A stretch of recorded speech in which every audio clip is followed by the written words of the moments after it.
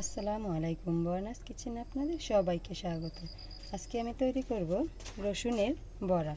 তো সন্ধ্যায় চায়ের সঙ্গে এই রসুনের বড়াটা জাস্ট অসাধারণ।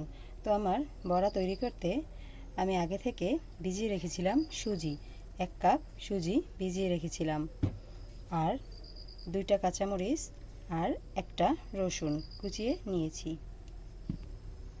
তো সুজির সঙ্গে আমি 1 কাপ আটা দিয়ে দেব, স্বাদ মতো লবণ দিয়ে দেব, সামান্য হলুদের গুঁড়া দিয়ে দেব,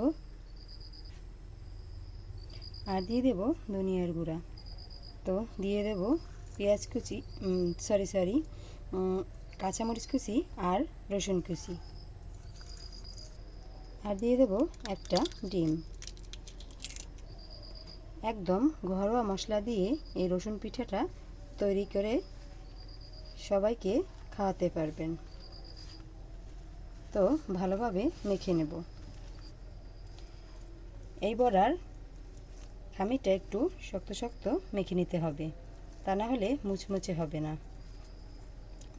আর রসুন, যেহেতু রসুন বড়া, তো রসুনের পরিমাণটা একটু বেশিই নিয়েছি, তো খেতে অসাধারণ লাগবে।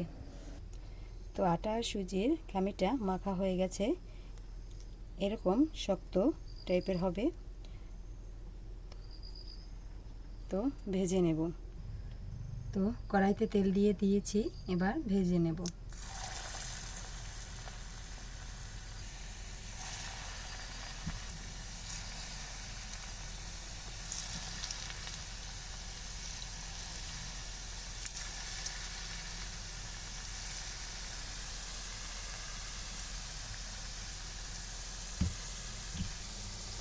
রসুনের বড়াটা অল্প আঁচে ভেজে নিতে হবে, তা না হলে রসুনটা কাঁচা থেকে যাবে এবং গন্ধ খারাপ আসবে।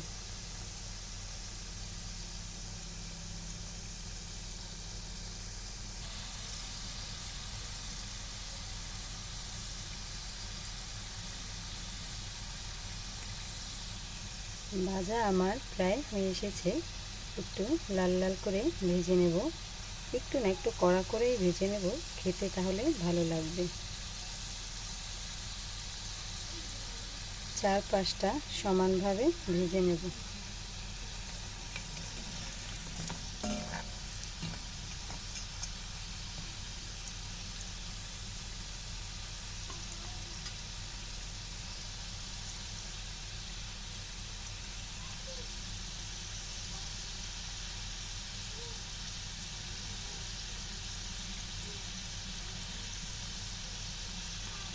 আমার মনে হয় এই পিঠাটা এখন পর্যন্ত কেউ বানাননি এবং খেয়ে দেখেননি।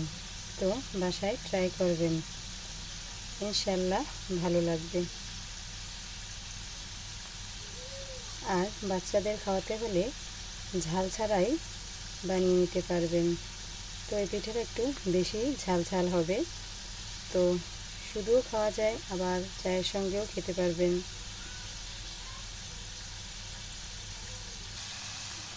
তো আমার ভাজা হয়ে গেছে বড়াগুলো, এবার তুলে নেব।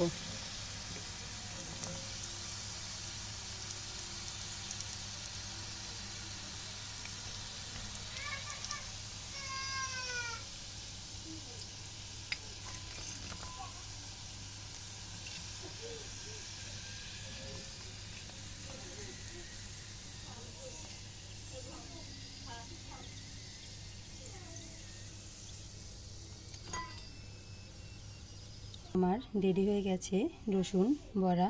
তো দেখো কতটা সুন্দর ও লোভনীয় দেখা যাচ্ছে। তোমরা সসের সঙ্গেও খেতে পারো বা চায়ের সঙ্গেও খেতে পারো। তো আজকের ভিডিওটি কেমন হয়েছে অবশ্যই কমেন্ট করে জানাবে। যদি ভালো লাগে আমার চ্যানেলটি অবশ্যই সাবস্ক্রাইব করে পাশে থাকবে।